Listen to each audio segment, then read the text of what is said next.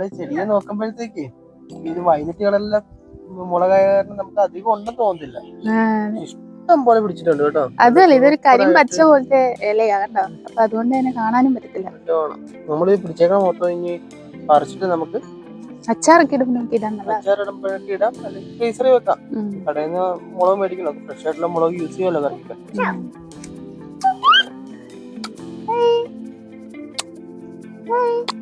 ചീര എവിടെ ചേച്ചി?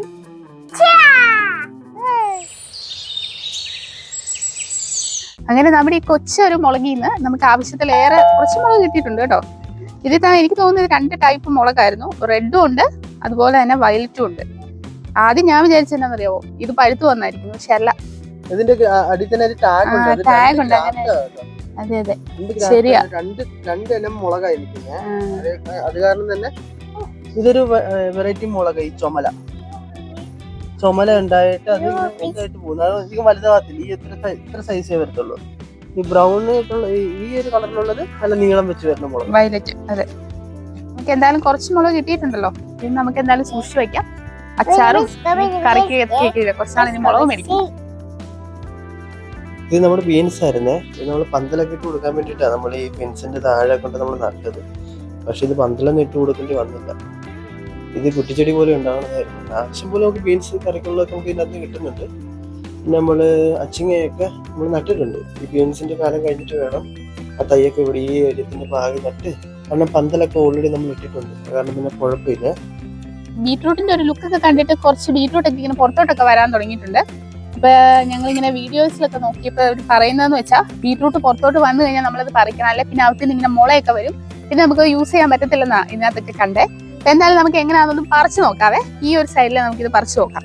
അപ്പൊ നമുക്ക് ഈ ഇല യൂസ് ചെയ്യാം, ബീട്രൂട്ട് എടുക്കാമല്ലോ. ആദ്യം നമ്മുടെ ബീട്രൂട്ട് കിട്ടിയിട്ടുണ്ട്. ഇത് പാകമായിട്ടുണ്ട് കേട്ടോ.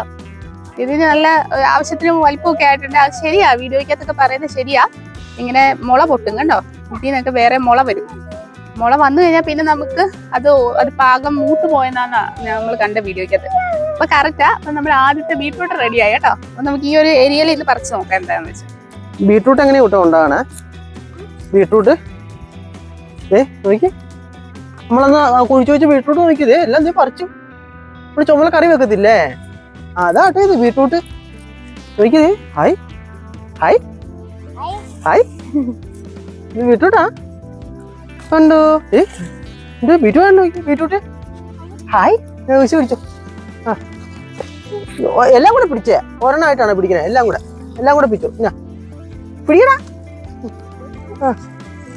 പൊങ്ങണില്ലേ? അയ്യോ, അപ്പൊ എന്തായാലും ഇന്നത്തെ വിളവെടുപ്പ് അടിപൊളിയായിരുന്നു. നമ്മൾ ആദ്യമായിട്ടാണ് ബീട്രൂട്ട് കൃഷി ചെയ്യുന്നതും. ഞങ്ങൾക്ക് അറിയത്തില്ലായിരുന്നു ആദ്യം നടുമ്പം ഇത് കിട്ടുമോ ഒന്നും അറിയത്തില്ലായിരുന്നു. പക്ഷെ ഇത് വളർന്ന് വന്നു കഴിഞ്ഞപ്പോൾ ഞങ്ങൾക്ക് ഭയങ്കര എക്സൈറ്റ്മെന്റ് ആയിരുന്നു. അപ്പൊ ഇന്നെന്ന് പറയുമ്പോഴത്തേക്ക് പറിച്ചപ്പോൾ ഭയങ്കര സന്തോഷമുണ്ട്. അങ്ങനെ ഞങ്ങളുടെ ഫസ്റ്റ് ബീട്രൂട്ടിന്റെ വിളവെടുപ്പായി. അതുപോലെ നമ്മൾ കുറച്ചു മുമ്പേ പറിച്ചത് മുളകായിരുന്നു. അപ്പം മുളകാണേലും നമുക്ക് ഇത്രമാത്രം മുളക് കിട്ടിയിട്ടുണ്ട്. പക്ഷെ ചെടി നിൽക്കുമ്പോൾ നമുക്ക് തോന്നത്തില്ല. ഞങ്ങൾ ആദ്യം വിചാരിച്ച് പറിക്കണ്ട, കാരണം ഒന്നും ആയിട്ടില്ലെന്ന്. പക്ഷെ കളറൊക്കെ ഓൾമോസ്റ്റ് ഇച്ചിരി ഡാർക്ക് ആയതുകൊണ്ട് നമുക്ക് അങ്ങനെ അറിയാൻ പറ്റത്തില്ല ഒത്തിരി ഉണ്ടോ എന്ന്. എന്നാലും ആവശ്യത്തിനുള്ളത് നമുക്ക് കിട്ടിയിട്ടുണ്ട്.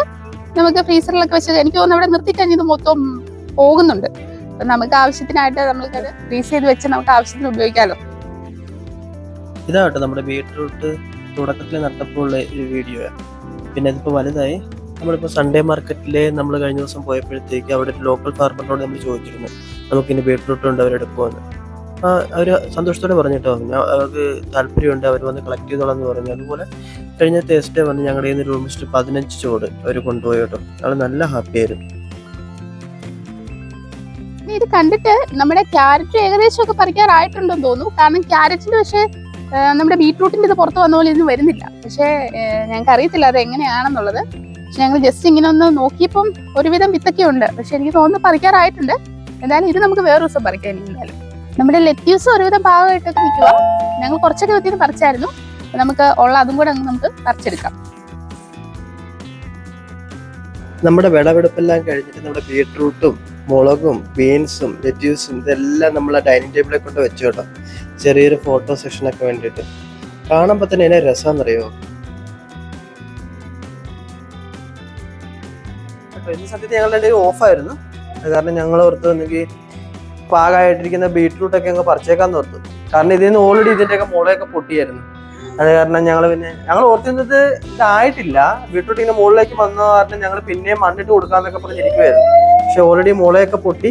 കാരണം നമ്മൾ ആവശ്യമുള്ള അത്രയും പറിച്ചു. വെറുതെ നമ്മൾ പറിച്ച് നശിപ്പിക്കണമെന്ന് ശരിയല്ലല്ലോ.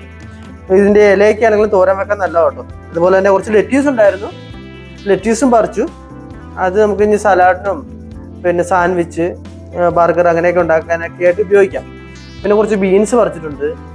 പിന്നെ നമ്മുടെ മുളക് നമുക്ക് ഒരു ദിവസം കൊണ്ട് തീരത്തില്ലെന്ന് അറിയാമല്ലോ. അത് ഫ്രീസറിൽ വെക്കാനാണ് കേട്ടോ. നമ്മൾ അച്ചാറൊക്കെ ഇടുമ്പോൾ യൂസ് ചെയ്യാമല്ലോ. എയർ ടൈറ്റ് ബാഗിലാക്കിയിട്ട് ഫ്രീസ് ചെയ്യുമ്പോൾ നമുക്ക് കുറേ നാളത്തേക്കൊക്കെ മുളക് ഉപയോഗിക്കാനുണ്ടാവും. ഇഷ്ടംപോലെ മുളക് ഉണ്ടാവുന്നുമുണ്ട് കേട്ടോ.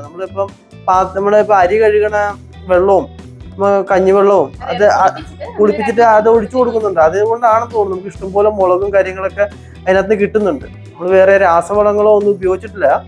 കൂടുതലും ഞങ്ങൾ ചെയ്യുന്നത് വെച്ച് കഴിഞ്ഞാൽ നമ്മുടെ കിച്ചണിൽ നിന്ന് വരുന്ന അതായത് ഈ സോപ്പൊന്നും ഇല്ലാത്ത നല്ല വെള്ളം ഉണ്ടല്ലോ, അത് നമ്മൾ കൂടുതലും നമ്മുടെ മിക്ക അതായത് ഈ ബീറ്റ്റൂട്ട് അതുപോലെ ഈ പച്ചക്കറിയിൽ കൂടുതലും നമ്മൾ അതാ യൂസ് ചെയ്യുന്നത്. അപ്പൊ നമുക്ക് നഷ്ടമൊന്നും വരത്തില്ല. അല്ലെങ്കിൽ നമ്മൾ എല്ലാ ദിവസവും വെള്ളമൊക്കെ ഒഴിക്കുമ്പോഴത്തേക്കും നമുക്ക് വാട്ടറിന്റെ ബില്ലൊക്കെ നല്ലോണം വരുമല്ലോ. ഇതാകുമ്പോൾ തുടക്കം തൊട്ട് തന്നെ നമ്മൾ അങ്ങനെയാണ് ഫോളോ ചെയ്ത് പോകുന്നത്. അത് കാരണം വേറൊരു വളവും ഇടേണ്ടി വന്നിട്ടില്ല. നല്ല അത്യാവശ്യം നിങ്ങൾ നോക്കി, നമ്മൾ കടയിൽ നിന്ന് മേടിക്കുമ്പോൾ പോലും ഇത്രയും നല്ല മുഴുത്തൊരു ബീറ്റ്റൂട്ടൊന്നും നമുക്ക് കിട്ടത്തില്ലെന്ന് ഞാൻ പറഞ്ഞില്ല, കിട്ടും. പക്ഷെ നമ്മൾ കോമൺലി നമ്മളിവിടെ കോൾസിലും ഊൾവർത്തിലൊക്കെ പോയി മേടിക്കുമ്പോഴത്തേക്ക് ഇത്രയും വലിയൊരു ബീറ്റ്റൂട്ട് നമുക്ക് കിട്ടത്തില്ല. നല്ല നമ്മൾ തന്നെ കൃഷി ചെയ്ത് ഉണ്ടാക്കി കഴിയുമ്പോൾ ഒരു സന്തോഷം അത് വേറെ കേട്ടോ. ഇപ്പൊ പറിക്കുമ്പോഴേ മനസ്സിലായി. നമ്മൾ വിചാരിച്ചു ചുമ്മാ നമ്മളിങ്ങനെ ടൈം സ്പെൻഡ് ചെയ്ത് നമ്മുടെ സമയം പോവല്ലേ. പക്ഷെ അല്ല, നമുക്കും ഒരു എന്താ പറയാ, എല്ലാവരും ഹോബീസ് എന്നൊക്കെ പറഞ്ഞ നമുക്കും ഒരു എന്റർടൈൻമെന്റ് ആണ്. അതുപോലെ ഓരോ ദിവസവും നമ്മളിങ്ങനെ ഇത് കാണാൻ ചെല്ലുമ്പോ ഇതിന്റെ വളർച്ച, അതായത് ആദ്യം നിങ്ങൾ നട്ടപ്പല്ലായിരിക്കോ, നിങ്ങൾ നട്ടപ്പോ തീരെ കുഞ്ഞ്, പിന്നെ ഓരോ ദിവസവും നമ്മൾ നോക്കുമ്പോൾ ഇതിങ്ങനെ വളർന്ന് വലുതാകുന്ന പോലെയുള്ള ഒരു ഇതായിരുന്നു. അപ്പൊ ഞാൻ ഇതൊരു ചോദിക്കുകയും ചെയ്തു, എന്റെ തോന്നലാണ്. പക്ഷെ അല്ല, നമുക്ക് വ്യത്യാസം പെട്ടെന്ന് മനസ്സിലാവും. അപ്പോൾ ഞങ്ങളുടെ ഇന്നത്തെ വീഡിയോ എല്ലാവർക്കും ഇഷ്ടമായെന്ന് വിചാരിക്കുന്നു. ആദ്യമായിട്ടാണ് ഞങ്ങളുടെ ചാനൽ കാണുന്നതെങ്കിൽ സബ്സ്ക്രൈബ് ചെയ്യാനും ലൈക്ക് ചെയ്യാനും മറക്കരുത്. അപ്പോൾ പുതിയൊരു വീഡിയോ കാണുന്നത് വരെ ബൈ.